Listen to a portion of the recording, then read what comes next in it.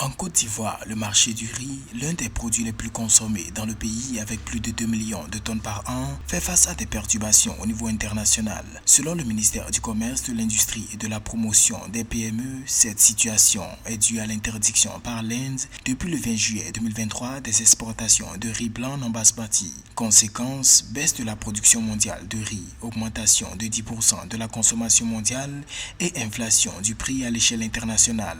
L'Inde représentant à lui seul plus de 40% des exportations mondiales de riz. Parallèlement, quand on sait que les pays africains sont de grands consommateurs de riz et en l'occurrence des importateurs, cette décision de l'Inde a débouché sur une inflation du prix du riz en tant que denrée partout en Afrique. C'est surtout le cas de la Côte d'Ivoire qui est le troisième importateur africain de riz venant d'Inde.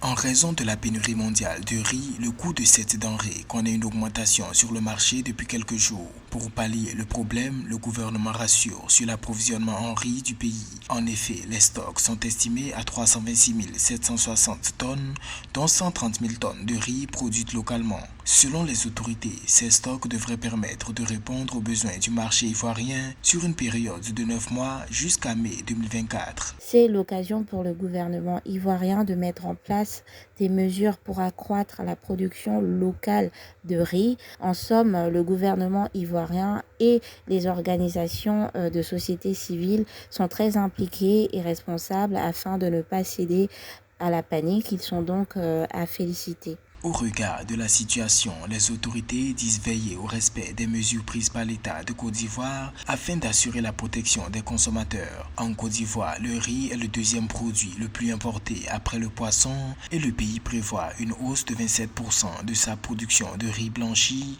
à 1,4 million de tonnes en 2023.